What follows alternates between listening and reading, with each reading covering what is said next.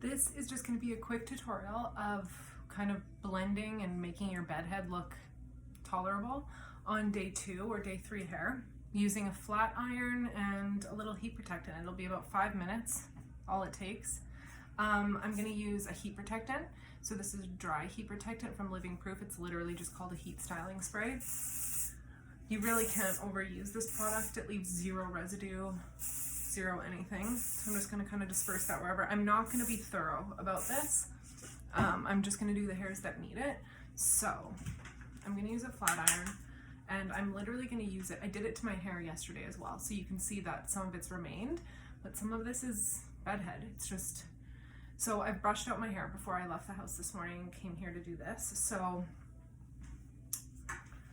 I'm going to take the front pieces and I'm going to give it a little bend over, a little bend under, a little bend over, a little bend under. And you're left with a little bit of an S curl like that. So around the face, I find just the shapes that we kind of want to frame our face. You should always bevel over first at the top and then under and then over. And the trick to this is inconsistency. If I go over at the top of every piece and then under, over, and under, over, they're almost gonna try and blend together, which you don't want. You just want messy, undone kinks and movement, right? So I'm gonna look for what hairs kind of slept funny. Down here is one.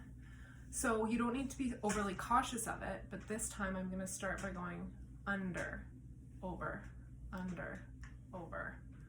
So technically it's just a different direction and there's no right or wrong. So the fact that this one has a longer, that's good. It's gonna blend with my bed head, if that makes sense.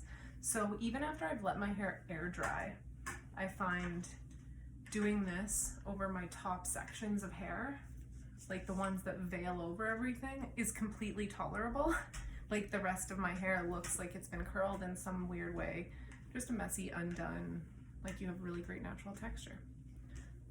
It will just eliminate the frizz that your natural hair tends to give you.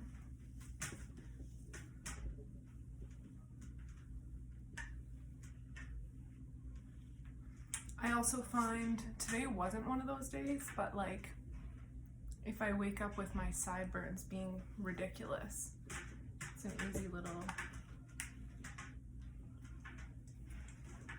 I find throughout the day, to be honest, these will move and shift based on kind of not only how you tuck your hair, but how it hits your face. These will kind of adapt and move, and I tend to like it more at the end of the day than when I first do it. But yeah, that's it.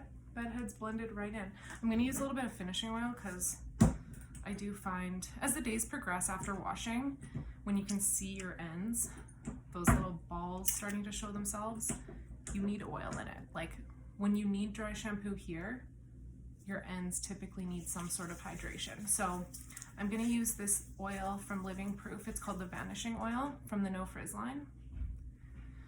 It's very close to the sebum we naturally produce, so I'll rub it all in my hands like this when I'm nervous about getting my hair too oily.